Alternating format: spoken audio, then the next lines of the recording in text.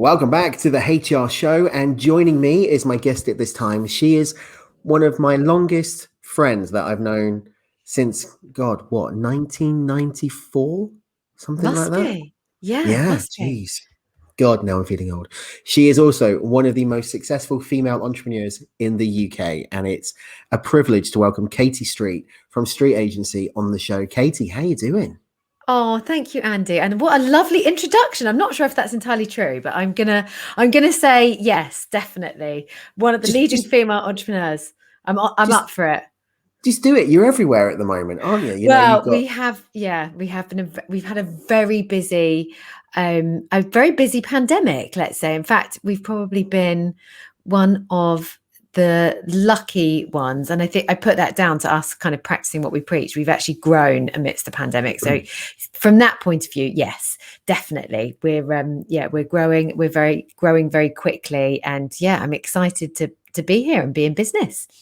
It's one of the most rewarding things I see is when you see a company that has been around for a few years, but all of a sudden is just recruiting like nuts. And I think you've had about two or three applications this year of new roles, in development, and everybody fits the street mold, and that's so cool to see. Yes. Yeah, I think we've Mhm. in terms of size and maybe that's something that we can touch upon. I'm obviously from a new business and marketing background, so our growth in terms of attracting and winning new clients has been phenomenal, and we're playing a bit of catch up now with recruiting because the start of 2020 we had one contractor and three employees, and now we're approaching 12 employees, with lots more to add, and recruiting constantly to fill those roles and to stay one step ahead. Actually, I mean, obviously this is a HR podcast and I know that we're going to be talking about new business, but maybe something that I hadn't prioritized as much as I could or should have done, because I was so focused on winning the new clients and marketing the business that I maybe haven't recruited as quickly as I could or should have done. So yeah, something that we can cover off. I mean, that's a really interesting topic, and we'll get to that because one of the things that you're right, this is an HR show, but we don't always talk purely about HR because otherwise you'll be asleep in about 5 minutes. But how have you found managing the minefield that's human resources without a dedicated HR professional? Yes, well, challenging, basically. So when I started the business, I worked with a HR consultancy to get everything set up in terms of our contracts and things like that. So I guess as a small startup, that for me was the safest and the most logical Mhm. way for me to get started, because it was low cost and um it was actually like an online platform. I can't remember what it was called now, but anyway, they basically did it all for us, got the contracts written up. I then got them checked off with my legal advisors and my legal team. So that was all sorted. Then I guess, because I've got a really good network and I've been around doing what I'm doing in a very specific industry, there are lots of people that I knew. So initially, I have recruited some of the best people that I know in the industry. And again, because of the pandemic, I've been able to get people that have worked for me that maybe were put on furlough or were made redundant. So we've been quite lucky in that respect. And as a small to medium sized enterprise, which we are, and we will continue to be unless we suddenly grow. But I think SMEs are up to something like 10 million, aren't they? So we'll or no, up to 50 million, I think, small to medium price. So yeah, I think that's unlikely we're going to hit 50 million in the next couple of years. Who knows? But yeah, in terms of that recruitment, that to the size we are now, it's not been too hard. I think as we grow, it is going to get harder, and scaling and finding the right talent. And we've got such awesome people. I'm very, aware that I need to stay keeping these awesome people. Plus, I need to recruit just as awesome people moving forward. So there's definitely some challenges that are going to arise, and our culture and things that I've implemented things like a 4-day working week. So we do basically a shorter, we don't even do more hours. We do a 34-hour week over 4 days. I mean, if people want to spread that over 5 days, they could do, but most people choose to, to finish on a Friday or finish, on Thursday evening. So things like that, which help attract, I think, and show the kind of culture that we're trying to drive at Street, which definitely helps with recruitment. But yeah, I'm also up for listening to any hints and tips you've got, Andy. We'll talk offline. Offline. Give me some advice. It's been the one thing that, as an HR professional, you will know, you've grown during the pandemic. For HR, it was the toughest 12 months I think we've ever had, because it was, on a Thursday, some announcements came out from the government. On a Friday, they were changed. By a Monday, they were different again. And we were constantly on the back foot trying to keep up with it. But, my only advice to you is just keep ahead of where you can go, because employment law changes like that. So just keep ahead of it. But you've got a good network, and I'm here to help if you need it. Oh, I love that. And I think that's the key. I hadn't really thought or realized that I'd have to treat almost my recruitment process in the same way that I do our new biz and our marketing process.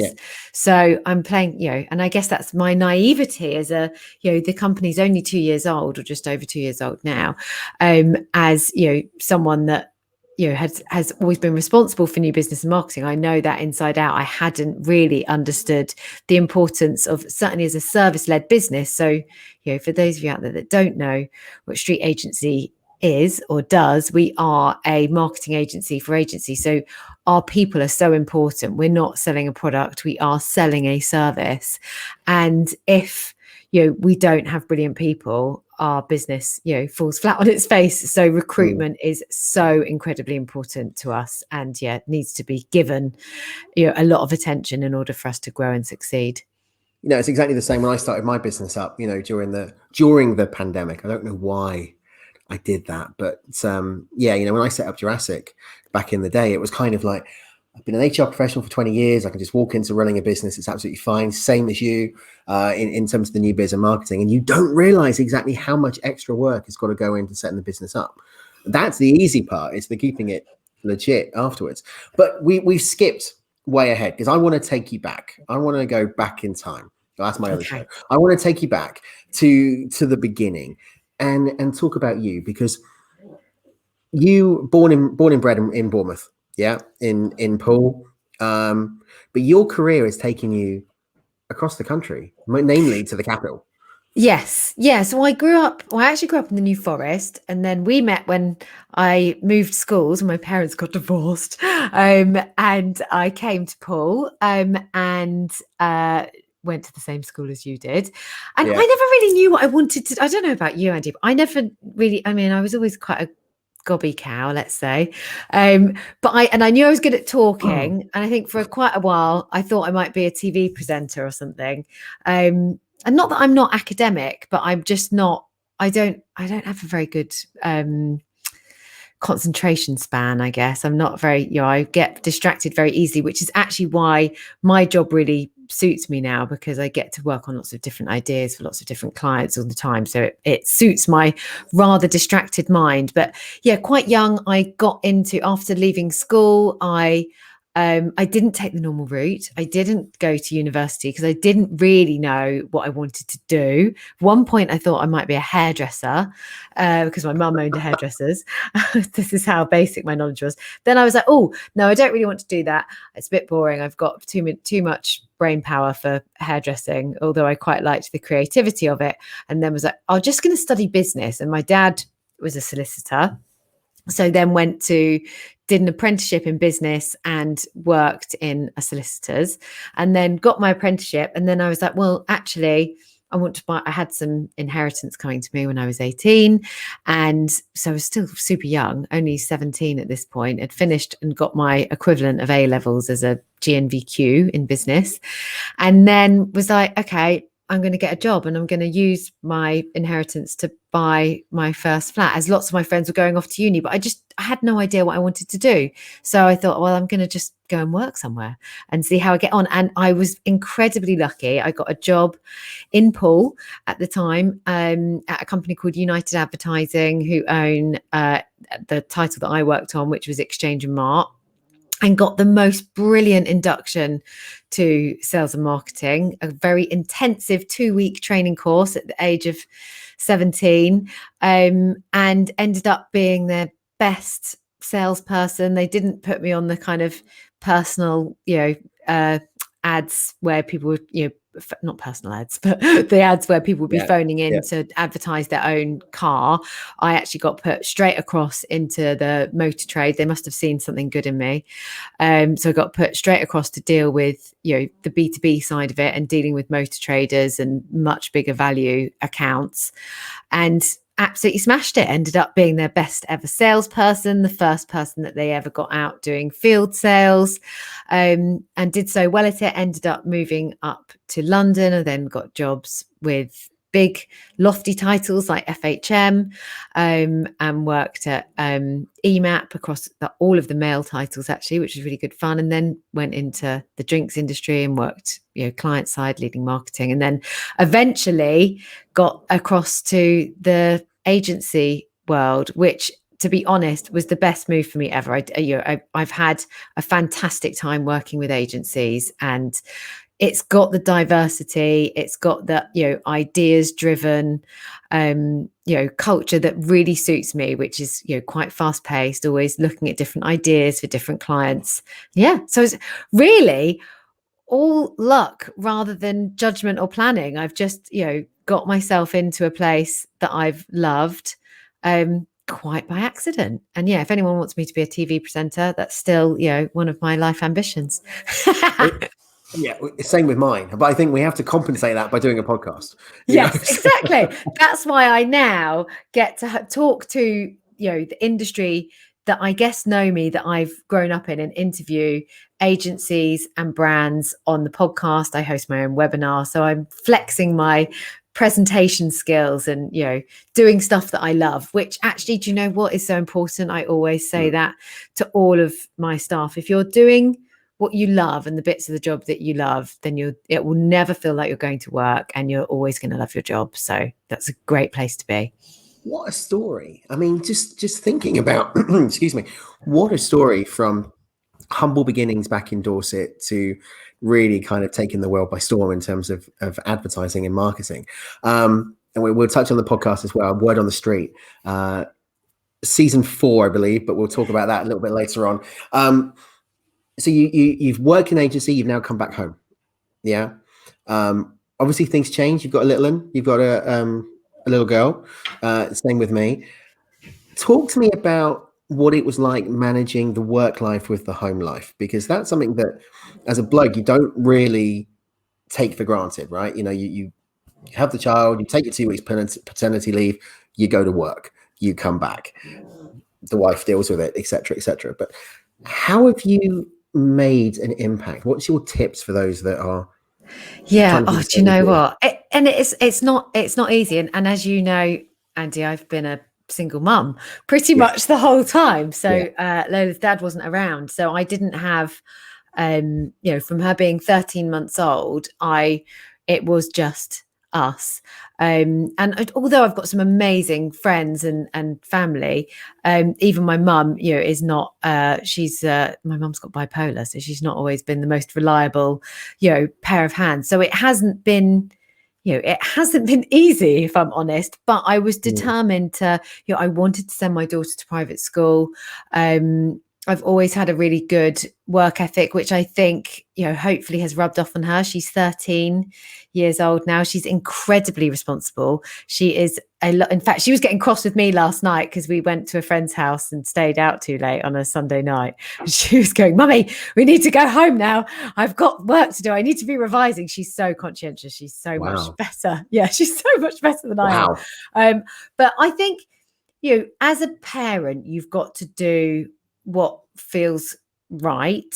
And I probably have sometimes prioritized work maybe when I could, I probably work too much, I guess, is the end point. But in order to get me to where I am now, I have needed to do that. And now was, not necessarily now, but now and where we're moving towards has always been my end goal, because I have, as a business owner now, I have a lot more freedom. I have an amazing team behind me. It isn't just me. And, I've built a business and therefore a legacy that, I can pass on to my daughter. And, I'm not saying that this is going to happen, street teams, certainly if you're listening, but, I could up sticks and go for 6 weeks and have 6 weeks off in the summer. And, and the team would have everything, have run the agency. I don't need to be there day to day. I am there day to day, but I don't, I'm growing the business to a point where, I'm obviously at the forefront of it, but I've got a fantastic leadership team that work alongside me and that are able to do everything, so that I can at some point orbit the business a little bit more and spend the time that I didn't spend with my daughter quite so much when she was younger with her. Now, she's a teenager. So there was always that end game in mind, or end goal, in mind. But it's hard work. I used to work, and then I used to have, I'm sure everyone frown at me because I one day a week used to pick my daughter up from school at 3:00, and every other time she'd be in after school club or picked up by another mum, and I'd be picking her up later. So I used to leave one day a week, and I'm sure all the office would be going, oh, look, Katie's skiving off.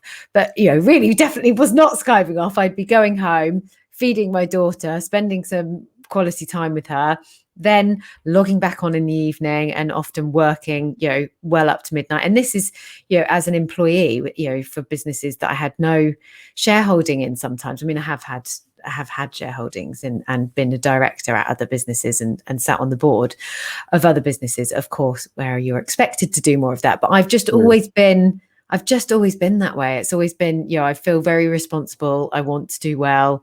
And, I think if most of the companies that I work for, if you, asked any of them, they'd be like, oh my goodness, Katie lives and breathes us. Because I really, I was so passionate about my work and what I do, and want to be successful and want the businesses that I work for to be successful. And I think that attitude to work it's probably been one of the biggest reasons that we've done all right. But then I think you've got to take that and think that that's actually made your daughter who she is. So she's learned from you being a role model in terms of actually how to go out and make an impact. And yes. There's a woman called Anna Parker Naples who does a program called Entrepreneurs Get Visible, and she's all about making entrepreneurs get visible. I can't really put it any other way. But you've done exactly that, and that's something that you should be proud of, and something that your daughters should be proud of as well. So to anyone who is listening to this going, yeah, should have picked her up more than one day a week. Yeah, I mean, look, I wish I could. It's so hard, being a mum, being a single mum, questionably even harder, because you're doing everything, and there is no one, and in my case, there was no one at all for quite a long time. There obviously is now. She does see her dad now, and she, he has her quite a lot now. So it's a very different world now to maybe what it was a few years ago. But I think getting that balance achieved is hard, and you've got to do what feels right for you. What was right for me isn't going to be right for everyone. And I did make sure when I had time with my daughter, that time was quality time. And until she went to school, I only ever did a 4-day week. So I would always have one day with her. And in a way, maybe, because my time with her was so precious, when I was with her, I was with her.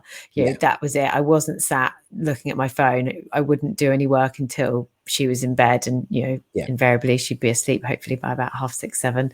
So I always knew where I was. She was a good little sleeper. So I always, I know, I was lucky. I was very lucky.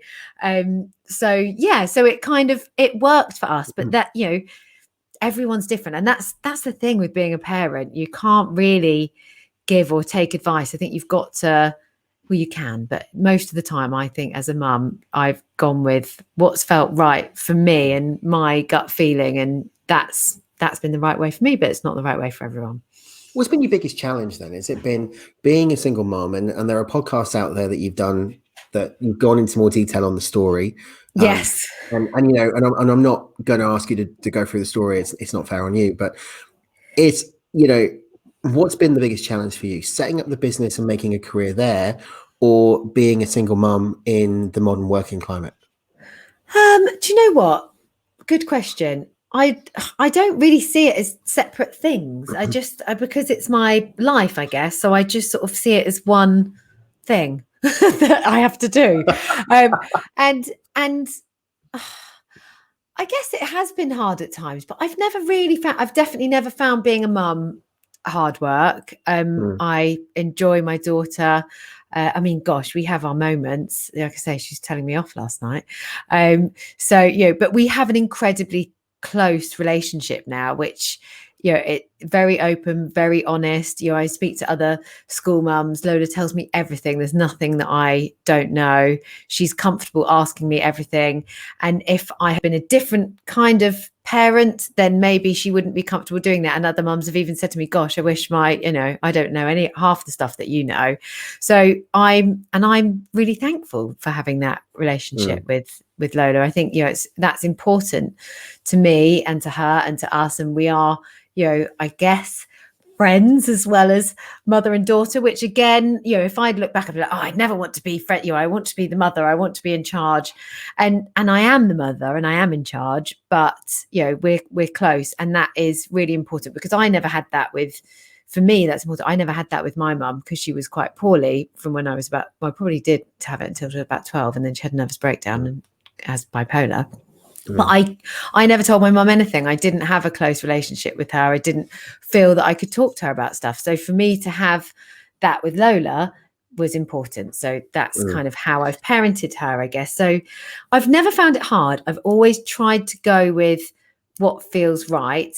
I guess what has been hard at times is just juggling time and feeling a bit stressed out because I'm like, I've got all these pressures at work and I'm a full-time mum. Like, how on earth am I going to juggle all these balls? And sometimes it does get to, I can't say it hasn't got to me at times. It's not always been easy. But I kind of thrive under pressure, and I have had some amazing, mainly girlfriends actually, that have, maybe not had the career pressures that I've had, that have been able to help me. And actually, probably my biggest support network has always been my girlfriends. I'm a big, I'm a big person for big person. That's the wrong way to phrase things, but I'm a big advocate of women and supporting women. And that's probably also been why I've recruited a lot of women, because I've had, in fact, there's 12 of us now, 11 of us now, but yeah, all women apart from 2. So I've done the opposite of most businesses, and employed. Yeah, I know, bless them. So yeah, I've done the opposite and employed lots of females because I want to empower them and give them the flexibility and the freedom that I maybe was never given as an employee. And that's, and I'm only obviously doing that for a small group of people at the moment, but that's something that I feel very passionate about and would always want to, help and do what I can as an employer to, support women and make it easier for them to be at work, especially when they're parenting as well. Fantastic. And I think the 4-day week that you've implemented, it just goes to prove that as well. I wish more companies would do that, especially in this pandemic new era that we're in now, where working from home has become prevalent. It's become the way of working. Work-life balance is better for some people, but not for others.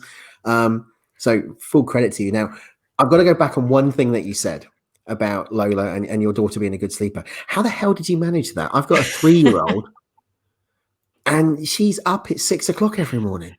Yeah, I mean, maybe I've forgotten about all of that because I'm pretty sure Lola was up at 6 o'clock. She was good at going to bed to a point, and then I think it gets hard, doesn't it, when they're toddlers? I mean, I say that, and now I'm having flashbacks of me lying on the floor with my hand through a cot, trying to get her, holding her hand while she went to sleep. So I don't know. Maybe I'm sort of glossing over that or forgetting the the bad times.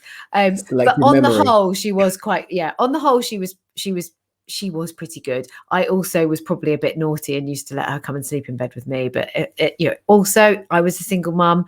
I wasn't planning on any guys being around at that point. So if she slept in bed with me, so what? Yeah. Basically, Yeah. that worked for me and her. And to be fair, I've still never lived with another. I mean, I have got a boyfriend, but I have still never lived. Well, sort of. I've still never lived with anyone in the last, since Lola was a year old. I've lived on my own. So, I mean, she doesn't sleep in bed with me now. She would absolutely die if I said that she slept in bed with me now.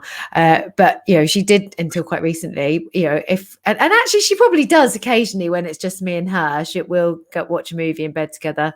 What's the problem with that? I probably took the route sometimes that people would go, no, you mustn't let your child sleep in bed with you. Well, actually, why not? She's not going to sleep in bed with me forever.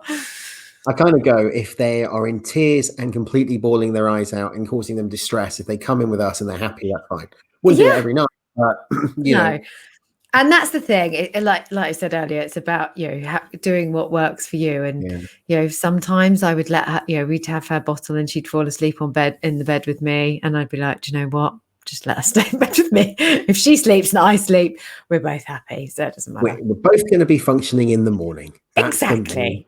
Yes. But I mean, look, you do have to get them into a routine, and I definitely did have some struggles. She was a good baby, but I do remember sometimes when she was a toddler, once I hadn't realized she'd come downstairs, and I was sat in the lounge, came out, and she'd gone to sleep on the front doormat.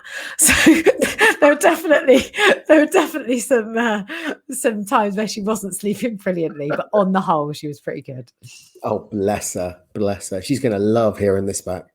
I know, gosh, maybe we won't let Lola listen to this one. We'll cut some of these bits out. I'll send it to you for her 18th, and then you can just play it and see what happens. Yes. Put it on the PA, Love that. Oh God, I've got so many. I mean, I know she's officially only supposed to just be allowed, I think, to have her own Instagram, but it's been great welcoming her into the world of social media, because I can just really embarrass her now. And she's like, Mum, don't post that. So it's good. So some of your Facebook stories are absolutely, and we've gone way off tangent, but we knew this was going to happen. Yes. Some of your Facebook stories are hilarious. The burger the other day, the size of that burger was just incredible. I know, so good. For anyone who lives in Bournemouth and Poole, we went to a really great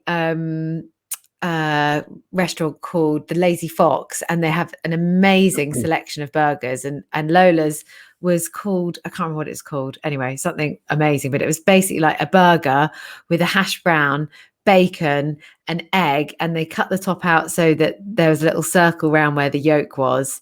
It was good. No big guesses needed here, but she couldn't actually eat it all. The burger was so big that she couldn't actually eat it all, but she enjoyed it. It was good challenge. fun. That yes, would be a good challenge. I know. There are a few places like that, aren't there, where you can go, and if you're going to eat the ridiculous amount of food, you get your meal for free or something. There's a place in Ealing. Do you remember the TV show Man Against Food, or the Man Food Challenge, whatever it was? Yes. There's actually a restaurant that's named after that, and they do the insane challenges. So you can go in there and you can eat like the hottest chili, and the more you eat of it, the less it costs you, and all that type of thing. So amazing. I'm into spicy food. Maybe that's a challenge for me. Well, we said we were going to meet up for dinner one night. Maybe we're not going to that's where we're going to go. The Lazy Fox. It might be an idea. Yeah, I like that idea. By them either. Yes. Yeah. There we go. Shout out for the Lazy Fox. Free dinner, please. There we go. Absolutely, the pair of us. It's promotional.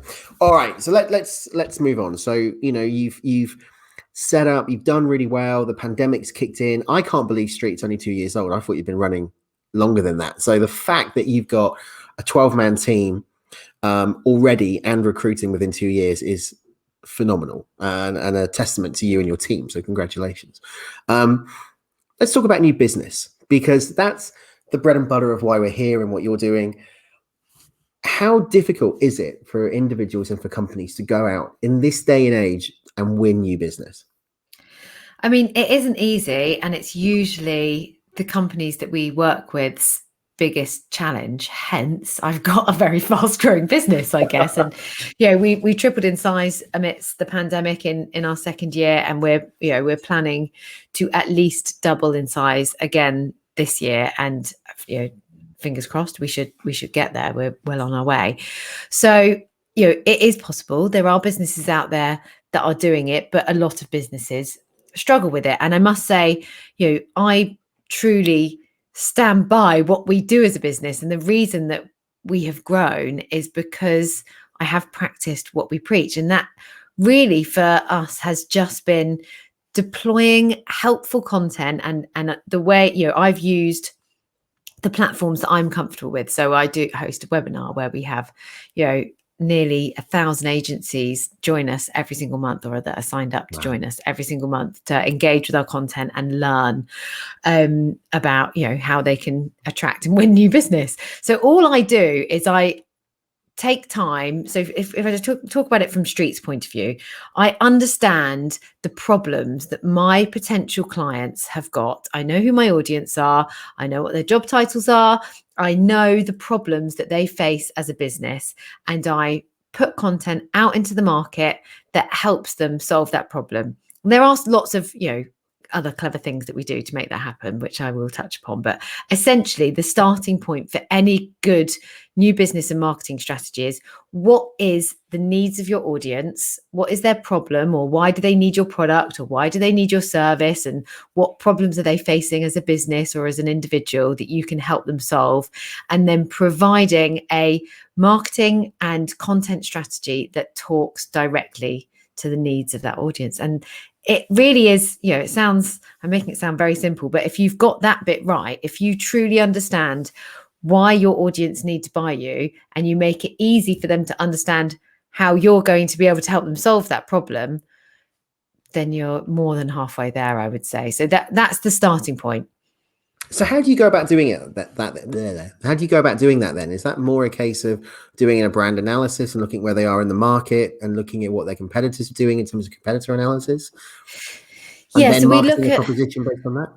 Yeah, so we tend to look at when we're developing what I would call a value proposition, and there is, there's having a proposition and a reason to exist, and then there's having a true value proposition, which really should talk to the needs of your audience. So it's not just saying what you do, but it's explaining why they need you and the value exchange. You need to identify what your value exchange is. That's the first thing that you need to do when you're doing anything like this. You need to really focus in on that value proposition piece. So once you've understood what your value exchange is, then you can go about thinking about the tactics and the marketing that you need to deploy in order to engage them. But to get there are 4 key areas that we look at as an agency for us. And also, in fact, we're redoing it on ourselves at the moment because we've probably changed a bit.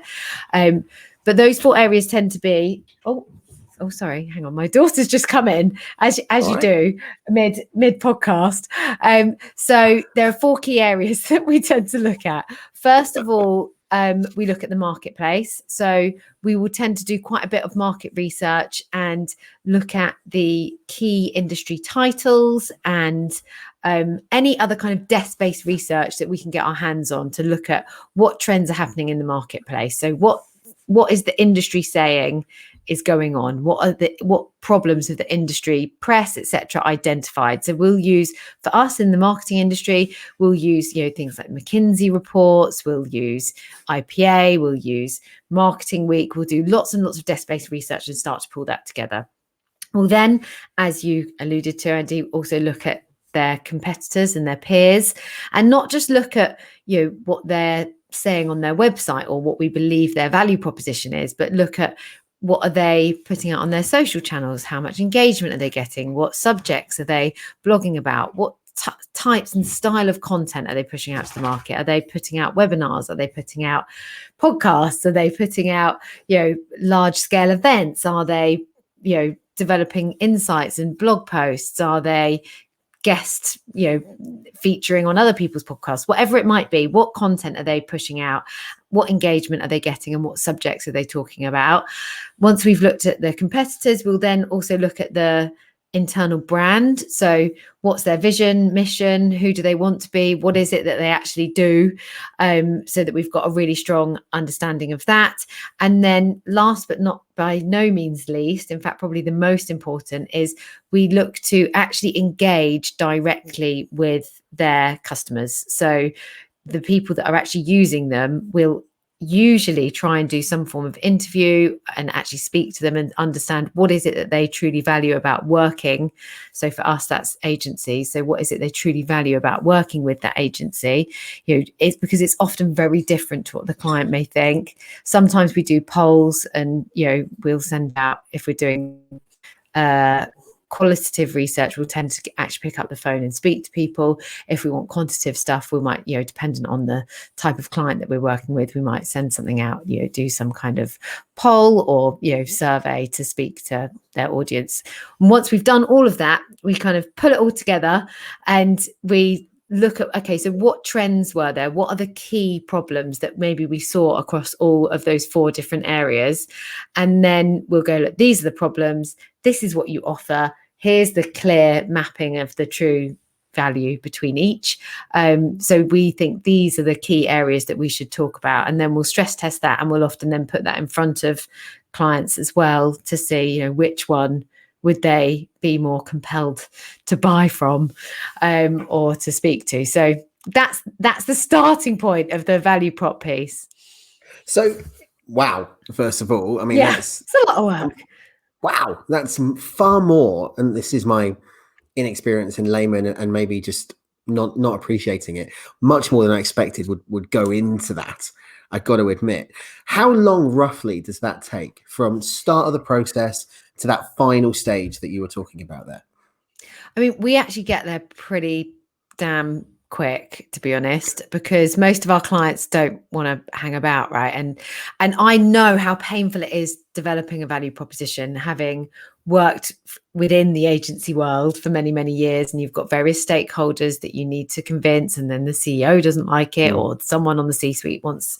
So we tend to get people there in quite a short space of time, usually between about 4 and 8 weeks, where we've defined a few different value prop territories based on the research that we've done, and we present it back and get buy-in across the board. And what we're able to do that enables the agencies for us that we work with to make that decision quite quickly is qualify it with all of the research and present it back. So there's no if, buts, and maybes. We can go, look, this is why this is the right message. And if we don't have that value exchange message right in the first place, what's going to happen is the rest of your sales and marketing strategies are not going to fall totally flat on their face. But if you get that bit wrong, you're potentially making your whole job a lot harder, because then you don't know if you're not reaching people with the right message, you're not necessarily qualifying in or out the right people. So you might attract leads, but they might not actually be right for you because you haven't qualified if that's the right kind of prospect or not. So I think that is super, super important, and everything is then that we do is built out from that value exchange piece. So one of the things that you hear a lot about these days is, you could be on social media, you could be on Facebook, LinkedIn, and you'll get in, come and join this membership site, create this membership site, join this email marketing link, and grow your email list. How important, in your opinion, are they? Is it now a new strategy to have an active membership site where you've got some revenue coming in and you're generating new content, increasing your email list, or is it better to focus on the external factors such as social media, Clubhouse, the new new Spotify platform, podcasts, and webinars? I mean, I guess they're all important, dependent on where your audience live, first of all. So the way that we've done it, and the way that we do it for our clients, is we do tend to focus in on one area first. So first of all, we understand, where does your audience live and what's the priority for engagement, and then we build out from that point onwards. So I must say, for us, we work in the B2B world. So for anyone who doesn't know what that means, that's business to business, rather than business to consumer. And by far, the most successful campaigns that we run are done via email. Now, that's not to say that you should ignore social media, because there's some amazing campaigns out there, and I know people in my industry who get the majority of their leads from social media. But for us as an agency, and certainly for the marketing and advertising agencies that we work with, we certainly see the most engagement, and we're able to track the most engagement through our email campaigns and the email platforms that we use. So that for us works really, really well. And you have to think about your tactics. I think what I always advocate is you need to have some form of route to market, and that somewhere you're publishing your content. So that might be email, that might be, and pointing people to your website, that might be social media platforms. But whatever it is, you need to make sure that the content that you're providing is truly helpful and is something that people want to engage with. So we have lots of different content types in order to reach our audience, and we do an awful lot on social media as well as email now. So I will create. So let's talk about tactics. We'll create our content pillars and our subjects. So the things that we're going to talk about, the problems that we know our audience face, and we'll create content around that. Then we'll think, okay, so what kind of content do we want to create? So I will either host a webinar on that subject, or host and interview someone on a podcast. And then we will look at how we can shatter that content down. So make the most of the content that we've delivered. So podcasts and webinars for us as an agency are great, because we can do, oh my goodness, the dog's now barking. We can deliver one piece of content on a podcast, and we can shatter that and turn it into lots of social posts. We can have it as a YouTube video. We can have it as a full YouTube video, and we can cut it up into 10-minute, 5-minute slots. We can push that out via email. We can push that out via our social channels. We can have it written up on our website as a written piece of content, or hints and tips. So one thing that I've done can be turned into 10, sometimes 15 different pieces of content that we can then use across all of our channels. So yeah, it works really well. I'm just going to move, and you might want to cut this bit, Andy. Yeah, get rid of the dogs, or you could leave it in for fun. We'll just leave it in. Why not? Leave it in for fun. Hang on, give me 2 seconds. Yeah, fine.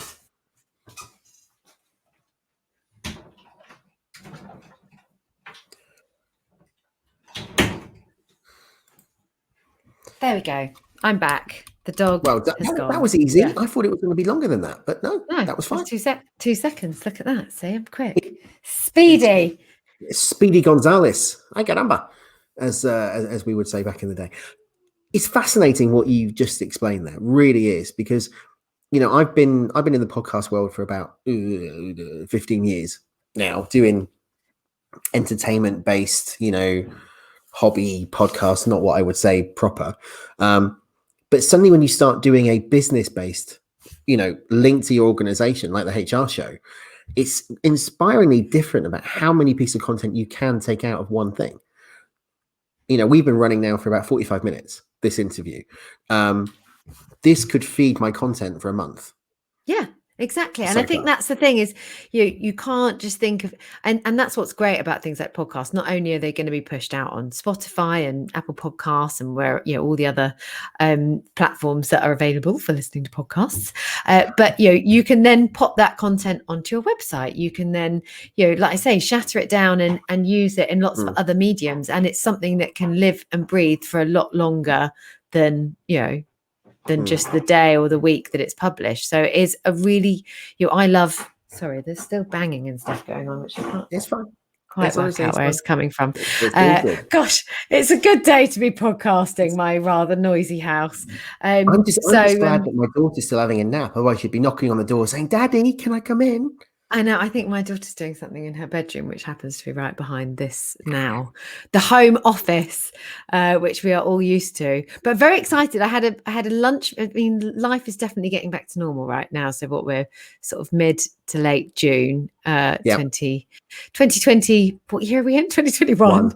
And it does feel like we're getting back to normal. So I went for lunch with some of the team, and we were having a sit down, and the campaign success managers have been going into the office over the past week or two and absolutely loving it. They want to actually go back in. So they've been going in sort of ad hoc, but 3 of them today said, I want to go back in full time. I've never pressured any of them to go back, but they want to go back. So I think we will start to.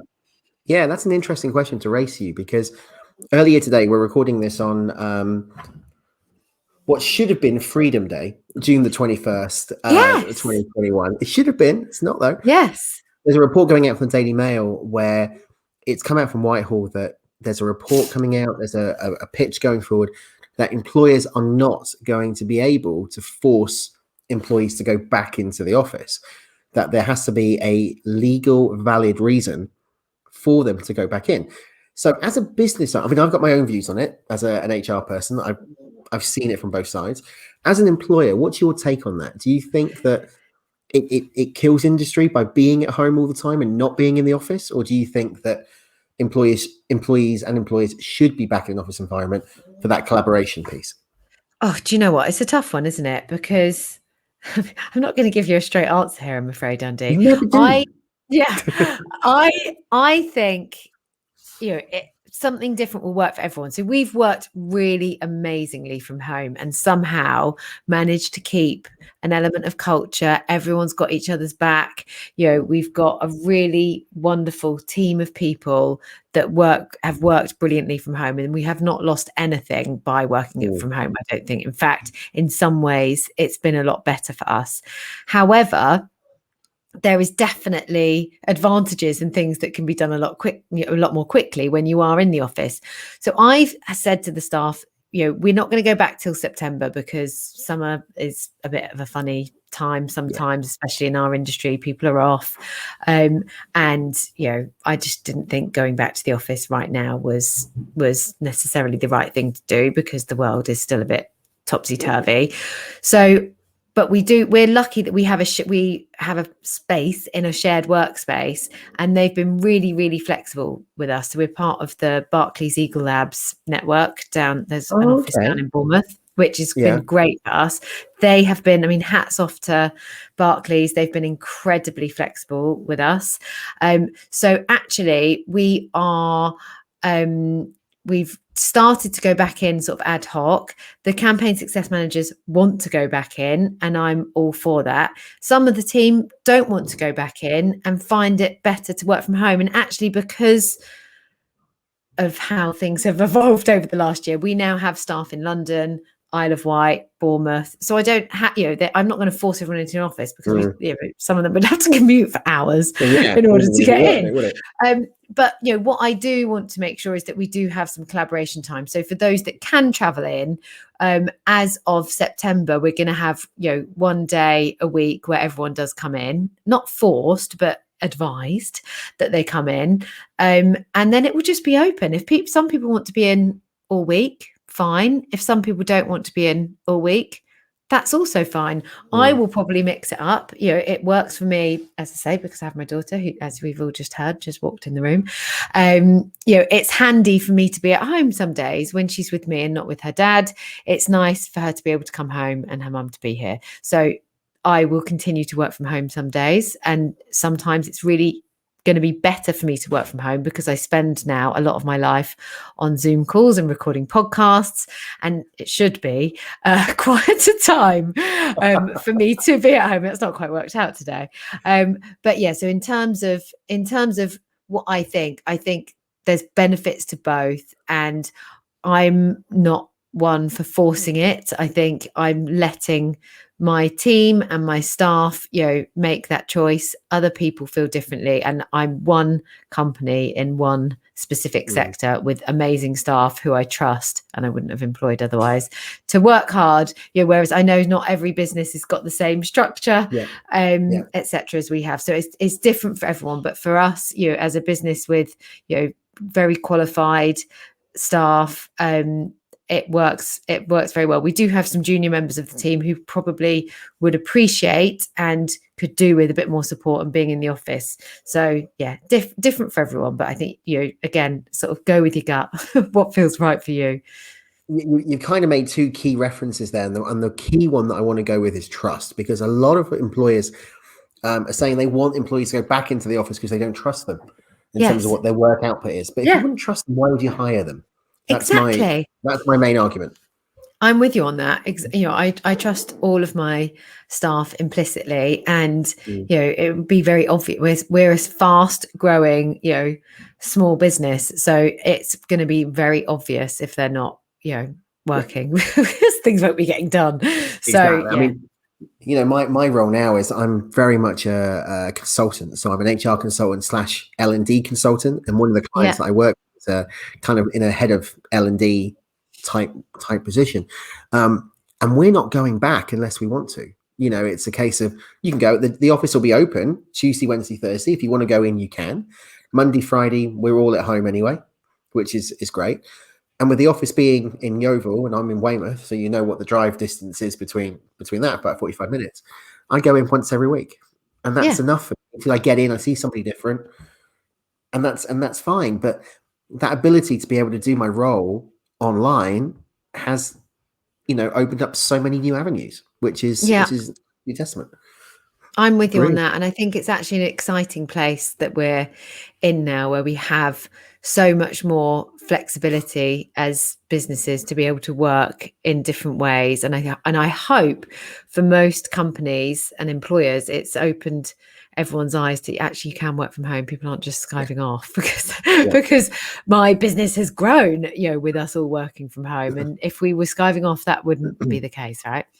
Well, actually, companies are finding that sick has gone down because people are just Yeah. working as they're at home, and that's Yeah. the thing. There's a newfound, if you were feeling a bit rough, you wouldn't go into the office, would you? Because of No. the fear of spreading something. Quite ironic where we are now, but at Yeah. home you can be, you know, you've Yeah, got to you make can a work. joke out of You can be COVID at some really point. poorly and you can still work. It's great. Yeah, you just put your laptop on your deathbed and you're fine. As long as you send that email before 5 o'clock, it's not a problem at all. Yeah. But they are finding that. What they are finding though is that mental health issues are increasing. So, Yes. sick days are going down, but mental health, because of the anxiety of going back into the office, is there. Yeah. So if you don't mind, I'm gonna do a cheap plug that we are running a mental health awareness session on June the 30th at 12 p.m. online. Search Eventbrite for our sponsors for this week's show, RBHR, and book yourself a ticket. Free event on Eventbrite, hosted by me, talking all about mental health awareness and the benefits of you as an employer and for you as your employee. So June the 30th, 12 p.m. live, Eventbrite. Book yourself a ticket. Cheap Awesome. plug. I'll be Cool. there. Excellent. Your ticket's on the way. Right. Let's talk a bit more, because we're gonna have to start wrapping up. We're almost at an hour. You and I can talk for hours on end. You not only have launched and run Street, fantastically successful, you've now launched Tanba. So Yes. tell us about Tanba. I know, I must be insane. Not only am I trying to grow one business, which is growing and has grown phenomenally without me even really thinking about growing it. It's just grown its own legs and grown itself to a certain extent. Well, no, that's not quite true, because we've marketed it well. Yeah. So I guess when I first went out, Tanba was the business that I wanted to create, but Street has enabled me to create it. So at Street, we are a service provider. You in order for me to launch a business, it was an easy way for me to go, because Mm, I could on day one start billing people for doing some work. So it was very easy. I could go, I made sure I had a couple of clients and off we went. And from day one, we're billing money. So it was great, and it does really well, and it's growing. But it was always not a vehicle, because it's a fantastic business in its own right. But I always wanted to launch Tanba. So Tanba, I guess, was my kind of shining light and where I wanted to get to. And we are very close to launching now, so it's very exciting. So Tanba is called Tanba because it stands for the Agency New Business Academy. So it's TANBA.io,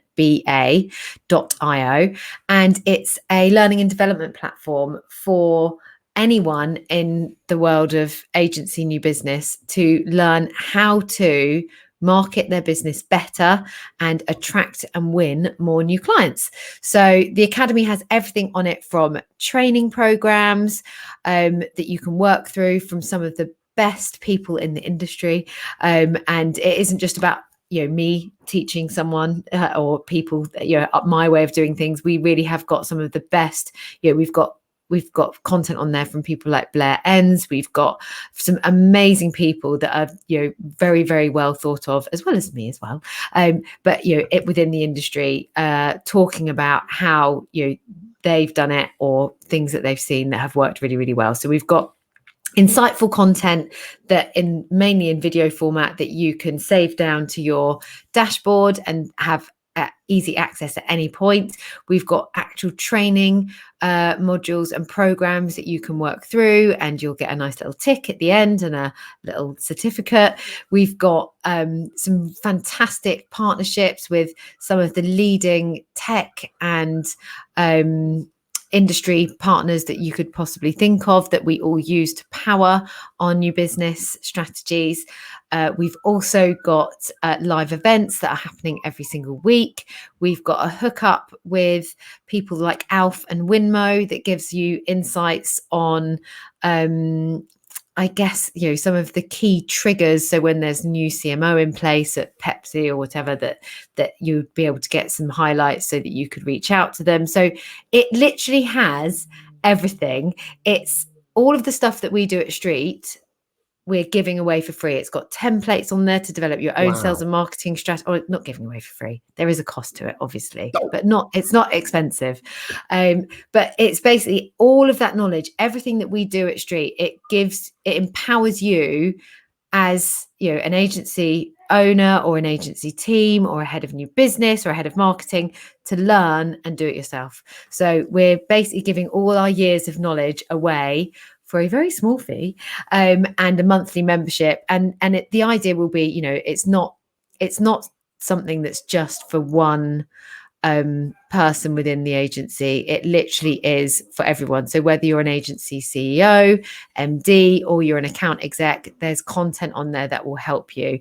And there'll be as we grow, there'll be a community platform. So we've got loads of agencies that have come to us off the back of my podcast that want to be involved in the beta test. So we're just going live with that in the next week or two, and then we'll be going fully live in September, and people will actually be able to start paying for the platform and using it. And I'm so excited. It's been a lot of hard work. It's been an idea that was born, in my brain, 2 or 3 years ago. But we're now, it's a real thing. So if you want to go check it out, it's Tanba, TANBA.io. And if you're interested in joining the beta, then give us an inquiry, pop us a message. Full links will be in the video narrative on here and in the audio narrative on iTunes and Spotify and all good podcast platforms. Check it out, Tanba.io. Even I'm having a look at it. So it'll be intriguing to see. Yeah, I'm going to have a look. Why not? Good. I'm going to have a look. Now, the last thing we touch on, Katie, and I'm going to let you go after that, is Word on the Street. One of the best podcasts that I've had the pleasure of listening to, 4 seasons now. How are you finding podcasting? Yeah, I love it. And can I just say, Andy, you've been such a fantastic podcast host. I'm so proud of you. Us, good old St. Edward's teenagers together, both hosting our own podcast. You've been honestly a pleasure to be interviewed by, and it's not quite nice to be interviewed rather than being the host for a change. I've really enjoyed it today. I absolutely love it. We, like you say, we're 4 seasons in. We're now, I think, even fully booked for season 5. So we get an awful lot of inquiries. It's been really interesting. I think a lot of people, and I think they say something like only 5% of podcasts go on for more than 2 or 3 episodes. And you know what? It's like anything within the marketing world. We have grown and got better the more that we do it. So every single week, it's consistency is key. I've had 2-3 emails today about people wanting to join the Tanba beta because I've been talking about Tanba on the podcast, and we get such great engagement. We've got agencies and people from Saatchi that regularly listen, that email me. So we've consistency has been absolutely key, and also making it fun and informal and easy to listen to, and not being scared to give away our secret sauce. So, the podcast is all about uncovering tips that people can implement within their business to help grow their audience and attract and win more new business. So yeah, it's been really good fun. It's really easy to get guests. We have people come to us wanting to be guests on the podcast. It's a great way to speak to prospects and people that you might want to engage with, much nicer than going, hey, I want to sell to you. Is it good to go, hey, I'd love to come and talk to you on my podcast and find out about all your problems, and then I will be able to sell to you better. So yeah, it's great. And that isn't why I host the podcast, by the way, although sometimes, it does help. There's, it's a new business strategy in itself as well. It's like, who needs the old 30-minute call to action free calls, huh? Just do a podcast for 15 minutes and you get it all coming in that way. You do. You learn. I mean, I learn so much on my podcast. I learn about other people's problems, other people's industries. I get hints and tips myself. There's been so much that I'm able to take away, not to just implement within my own business, but also to understand exactly what I was saying about earlier, about the problems of the businesses that I want and need to talk to. So it's been really good fun. You know what, for me, it's similar to you. I learn stuff every time I do this, and today's a prime example. But the one thing that I take away from doing the podcast is I get to speak occasionally, not every time, to inspirational people. And it's amazing. Not only yourself, but there was a lady called Charlotte Carter who runs a company called Man is a Box of Frogs. Again, I love the name. And she had a dream, and that dream was to launch a women's laptop accessories company. So she did it. Amazing. And she launched it last week, and they look absolutely fantastic. So check that out. Love it. To speak to people like you guys that have gone out and really just kind of made your own path and made your own destiny from where we all came from where we started out back in 94 to 98, whatever. God, I feel old now. I know. To 40. No, I was going to say we're still the right side of 40, right? So we're okay. only for another 2 months for me. I don't know about yourself. Oh, really? Yeah. So no, I'm one of the youngest. You're one of the oldest. So I've got another year, 1 year and 1 month to go yet. Enjoy it.